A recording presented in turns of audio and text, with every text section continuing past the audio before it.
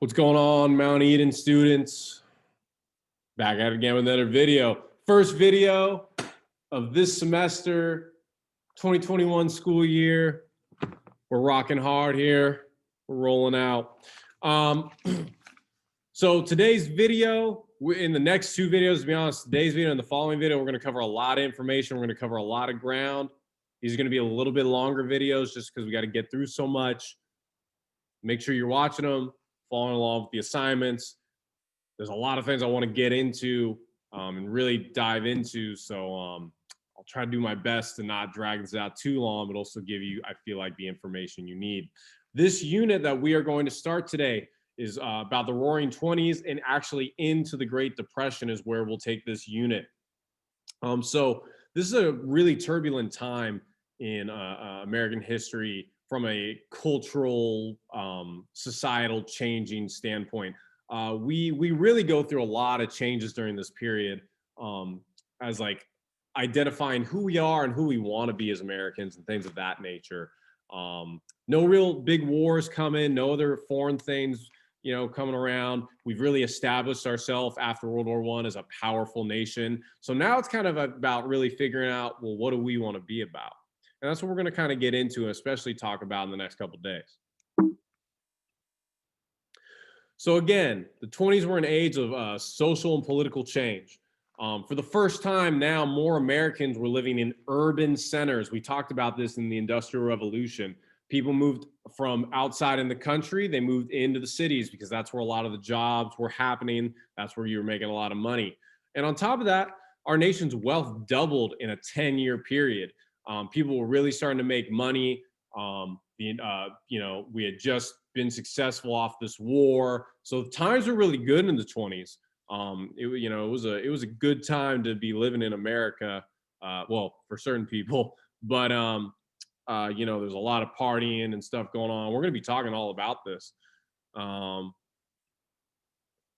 But as with all things, as with change, there kind of becomes a debate about, again, identifying as Americans, who do we want to be? And a lot of people in the 20s end up following the two types of ways of thinking in camps.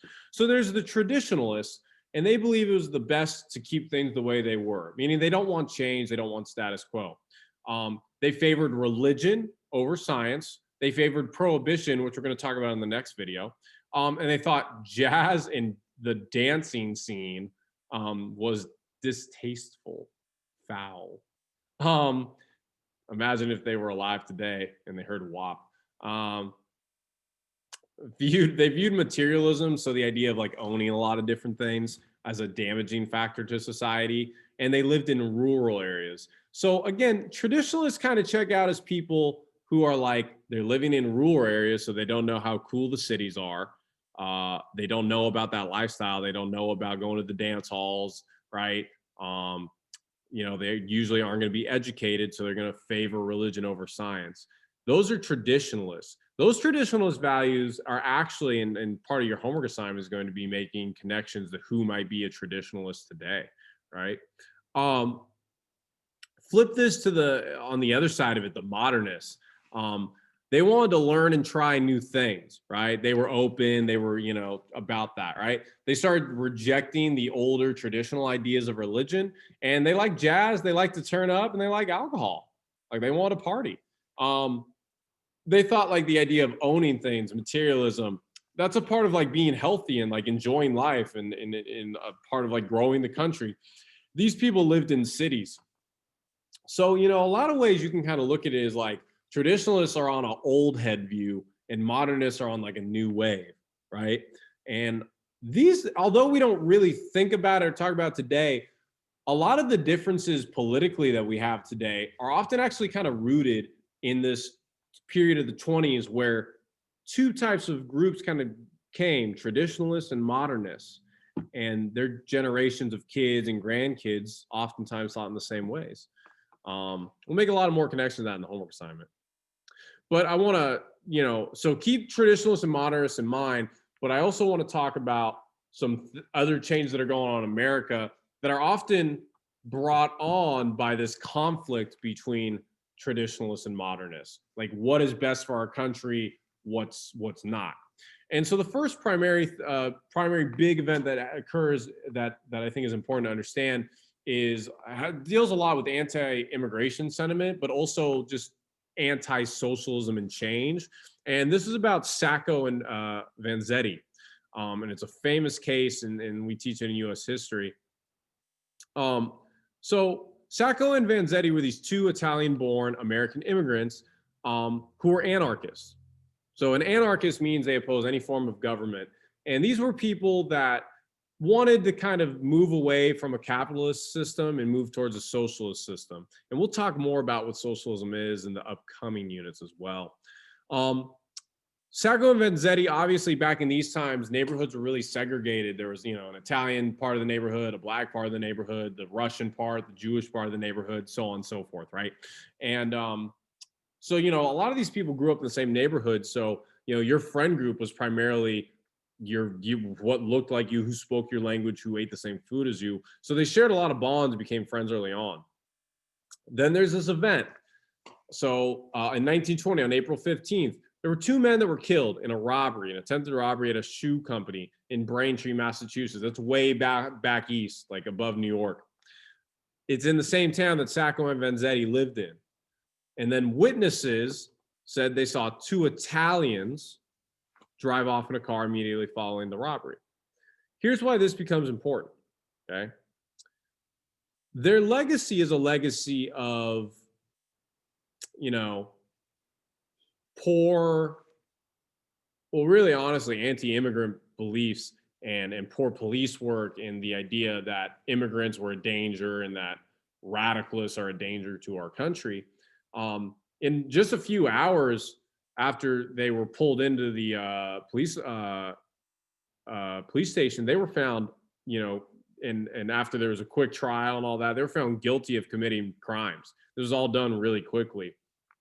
And so, again, a lot of traditionalists in America were afraid of immigrants.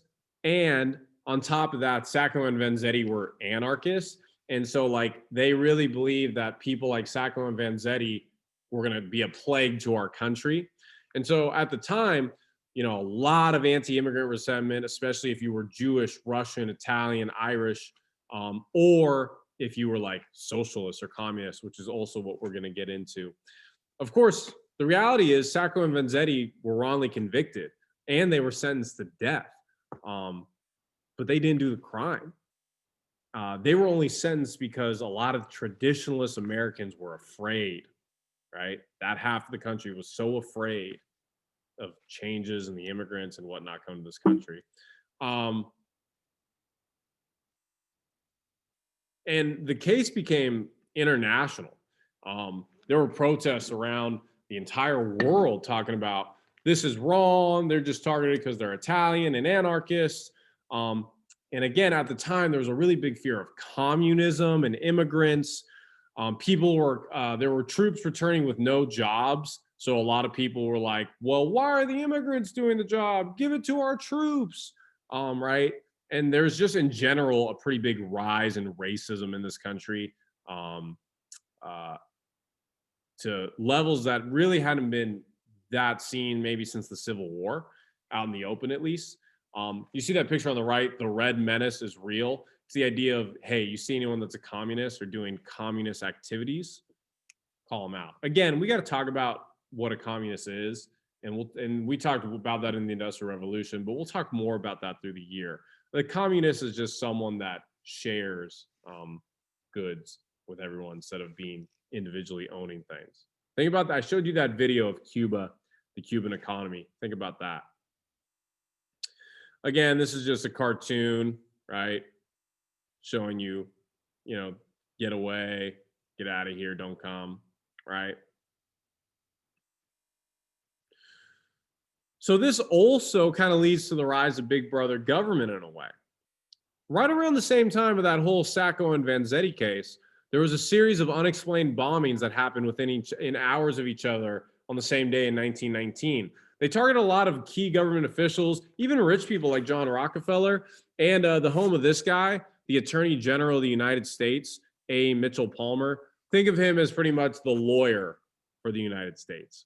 Pretty cool job, huh? So this guy, Palmer, he appointed J. Edgar Hoover to lead a new group of individuals called the FBI, the Federal Bureau Institute, and in order to gather information on suspected radicals. Is it Institute? Boy, did I play myself? Let's look this up. I'm pretty sure. FBI. Yeah, Federal Bureau of Investigation. I said Institute. Now, this led eventually to the Palmer raids.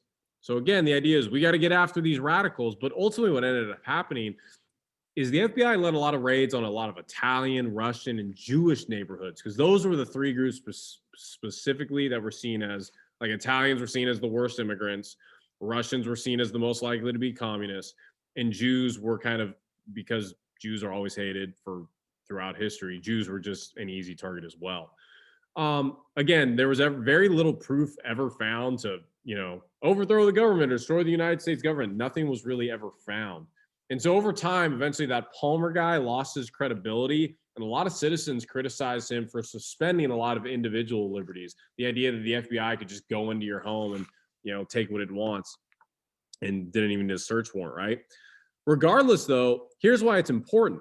The Palmer raids laid the foundation for this artificial fear of communism and socialism that still exists today in this country. It also explains why our government has the ability to spy on us whenever. Now I'm going to show you some memes. All right, typical Fox News. Always socialism, socialism, socialism, like they're so afraid. These are some good boomer ones.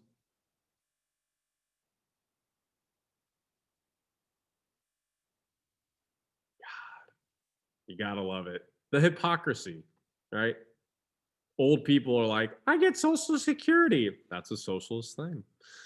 Old people. These are funny. You guys have probably seen these memes. NSA guy, FBA guy.